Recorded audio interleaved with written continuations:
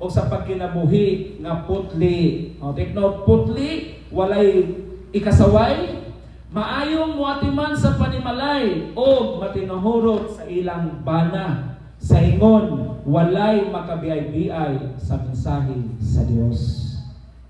Welcome back to Born to Praise TV channel. We are created to praise. Muna usay inunta, balo-balo.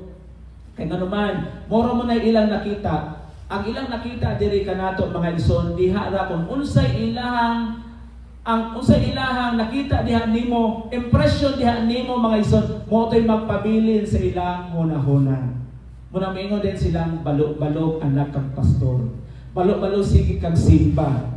Na? Muna nga ato ang kinabuhi, mura tang naglatay sa pisik mga igsoon. Nga hadlok tang laglag. Ingon ani tungod kay kinanglan impluwensya ta, na impluwensya nga ginikanan diha sa pagtuo sa ilahang mga anak. Kung ang mga anak dili mo patuo mga igsoon, bilang usa ka inahan na impluwensya sa ilang mga anak, kung dili mo tuo, kinsa man ang risgo, dili na imuhang risgo bilang usa ka inahan. Ang risgo na niadtong mga kabataan nagitudloan apan nahimulag unitipas gihapon sa maayong pagtudlo.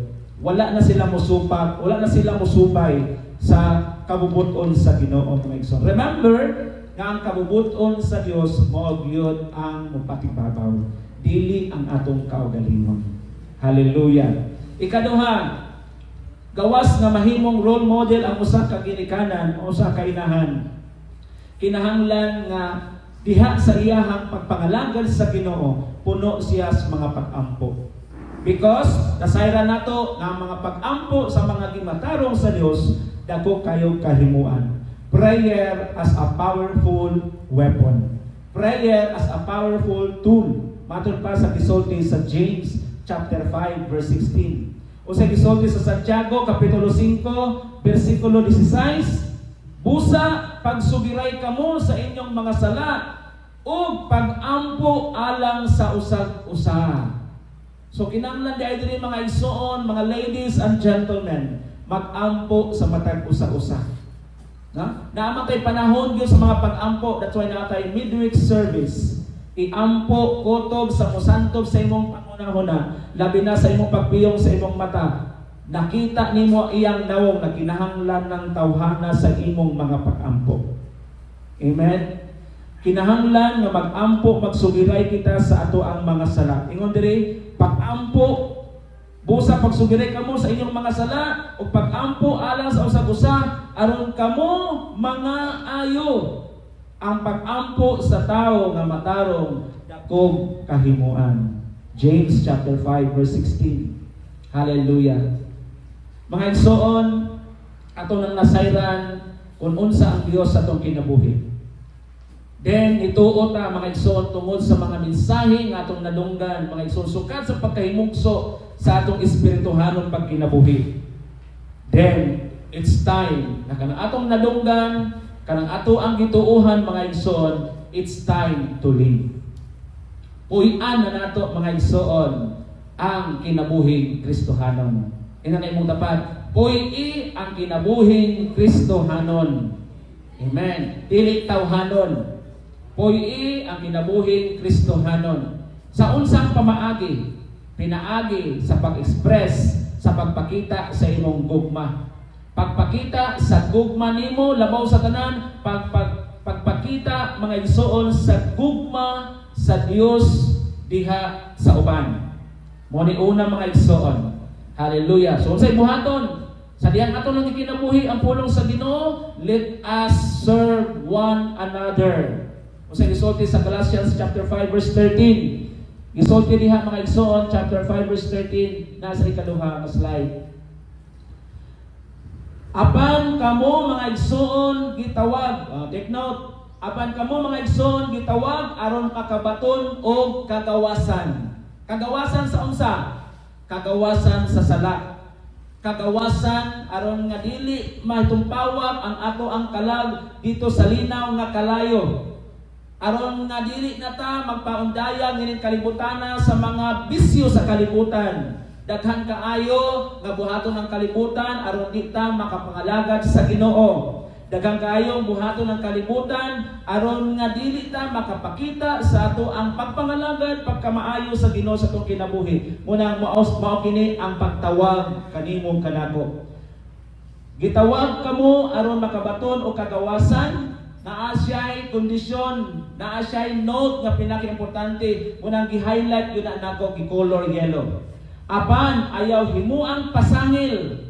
No? Ayaw himuang pasangil o rason mga ison ang inyong kagawasan aron maghari kaninyo ang lawas nung kaibog. Di nato ni pasumangil mga ison aron makaiskapo ta sa tinuod dili ug di gyud ta makaiskapo mga ison kay ang Dios justisya. Amen. Hallelujah. Pag alagaray hinuon kamo tungod sa gugma. So sa ato pa di ay kung dunay gugma ang usa ka tawo mga igsoon, dili siya makapanamastama sa iyang igsoon. Amen. Dili siya makapangilabot sa iyang igsoon tungod kay naa siya gugma o kahadlok sa Dios. The fear of the Lord is the beginning of wisdom. The beginning of knowledge such as this mga igsoon. O sa gisulti mga igsoon again sa lain pa sa kasulatan. Ninong dira Ephesians chapter 2, chapter 4 verse 32. Pagkaloy anay hinuon kamo o pagbaton sa malumong kasing-kasing alang sa usag-usa o pagpinasayloay kamo ingon nga gipasaylo kamo sa Dios diha kang Kristo. Hallelujah. Mao na ang pagpakita sa gugma sa Dios.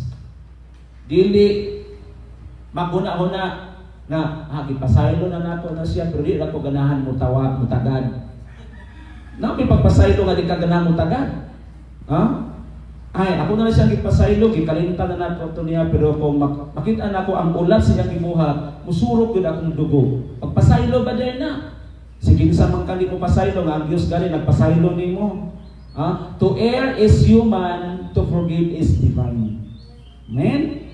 So ang pagpasaylo balaanon, ang pagpakasala tawhanon mga igsoon. Pero hinumdumi ang Dios mga igsoon gugma mo nang ikaw ug ako walay rason nga hindi mo pasayloon ang imong isig ka tawo. Kay mo hinungdan mga igsoon ang imuhang kahibalo sa Ginoo matunaw ra, ma-turn off ra. Wala ra gyapon kapuslanan, meaningless ra gihapon, basura ra gihapon sa mga mata sa Dios mga igsoon. Gawas na ato ang ipakita, trabahoon, i-demonstrate mga igsoon, ato pong i-cultivate. Saan na i-cultivate mga igsoon? Sama sa tanong, na ato ang yun nga i-cultivate, buuan nato para nga mahimsog, magpabilin siyang healthy hangtod sa pagbalik sa Ginoo. Ingon ana sama ta sa tanong mga igsoon. O sa gisulti sa Galatians chapter 5 verse 22 to 23. Mao ni ang bunga sa balang espiritu. Apan ang espiritu naghatag sa gugma, kalipay, kalinaw, pailog, kaluoy, kaayo, pagkamatinud-anon, pagkamapaubsanon, o pagkamapinungganon sa kaugalingon. Kining mga butanga wala may supak sa bisan unsang balaod. Butang ni sa kasing-kasing, dili sa una-una. Kay mao ni ang bunga sa balang espiritu. Bisag wala naglantaw ninyo mga igsoon, ang inyong igsoon, inahan o amahan. Pero ang labing naglantaw nato mao ang dako kayong mata nato sa langit. Nga maoy nagsugo nining tanan kay ang espiritu naghatag sa gugma. Kung dala tay espiritu sa Dios, may gugmaon ka. Then kung naa ang espiritu sa Dios nato, malipayon ta. Amen. Bahalag daghang kay mga problema mga igsoon. Bahalag ipansimbag ta usahay. Hallelujah. Pero malipayon lagi hapon ta. Amen. Bahalag naningkamot ta mga igsoon nga usay dili to makita ta tugi pangita. Pero malipayon lagi hapon ta tungod na sa espiritu sa Dios. Kung wala tayo espiritu sa Dios mga igsoon, di jud ka makahatag sa imong pahigom. Di jud ka makatimbaya. Bisan nakakita na ka, bisan nakit-an na ka mga igsoon, di ka mo timbaya kay wala nimo ang espiritu sa Dios. Cultivating Christ-like character kinaiya sa Dios. Hallelujah. Ang kinaya sa Dios gugma, kinaya sa Dios kaluoy, kaayo pagka matinud-anon, pagka mapamsanon, pagka mapinungganon sa kabalingon. Mao ni ang attributes sa Dios na pwede natong maposes. Hallelujah. Tungod kay ang Ginoo nag-share siya mga igsoon sa iyang mga characters ug dapat mausab ni ang atoang ipakita mga igsoon, i-cultivate sa atong kinabuhi. Hallelujah. Then gawas na i-cultivate nato mga igsoon, andal sa cultivation ang bunga sa balaang espiritu mga igsoon, mausab kini ang pagkabalaan. Pagkabalaan sa unang Pedro kapitulo 1, 15 hangtod sa bersikulo 16. Pag kinabuhi hinoon kamo nga balaan kay balaan man ang Dios nga nagtawag kaninyo. Remember, ang pagkabalaan wala lang nagpasikal sa imong sinuotan, sa imong pong sinultihan, labaw sa tanan sa imong linihukan. Amen. Hallelujah. Nga walay malilong sa Ginoo, nakita og dayag sa Dios. Ang kasulatan nag-ingon, pagbalaan kamo kay ako balaan man. Dili ni suhisyon mga igsoon, apan sugo ni sa Dios. Remember that we have to live Christ-like. Magkinabuhi ta sama sa kinaayan ni Kristo. Hallelujah. Di gyud mo danag si Jesus sa atong magkinabuhi. Hallelujah, sa ato ang panghadlaw-adlaw kung wala ta nagkinabuhi sa pagkabalaan. Dalaygon ang atong buhi nga Dios. Ang ikatulo mga igsoon, gawas may tungod sa kabahin sa ato ang pagkinabuhi bilang usa ka ekspresyon sa gugma mga igsoon. Ang ikatulo nga buhaton nato, kinahanglan nga aduna tay legacy of a faithful mother. Ang usa ka inahan, dahil sa legacy kanang dili malimtan. Mahinumduman kanunay mga igsoon. Ikaw bilang anak, unsa may dili nimo mahinumduman sa imong inahan? Ha? Unsa dili nimo mahinumduman sa imong inahan? Katura ba si grosaryo ang inahan? Ha? Dili na ilaw ng tahanan, kung dili unsa naman? Dili na mao. Kinahanglan kita na kinabuhi ta kamahin sa biblical principles. Dili nato to itolerate katong mga butang nga dili mga butang nga makapa-frustrate nato, but ang mga butang nga makapaumol sa tuang Kristohanong pagkinabuhi. Unsay gisulti mga igsoon sa Psalms 78 verse 4 to 6. Unsay gisulti? Dili nato kini ililong sa atong mga anak. Kinahanglan way sikreto nga ililong sa mga anak. Ipadayag. Unsa man ang ipadayag? Kung dili atong isugilon sa sunod nga mga kaliwatan ang gahom sa Ginoo. Hallelujah. Ang gahom sa Ginoo dili di ay ililong sa mga anak. Kinahanglan isugilon sama kang Jacob ba? Right? Amen. Dayon gihatagan niyang mga balaod, ingon diri, gihatagan niyang mga balaod ang katawhan sa Israel, o gihatagan niya kasuguan ang mga kaliwat ni Jacob. Gisugo niya ang atong mga katigulangan sa pagtudlo niini ngadto sa ilang mga anak.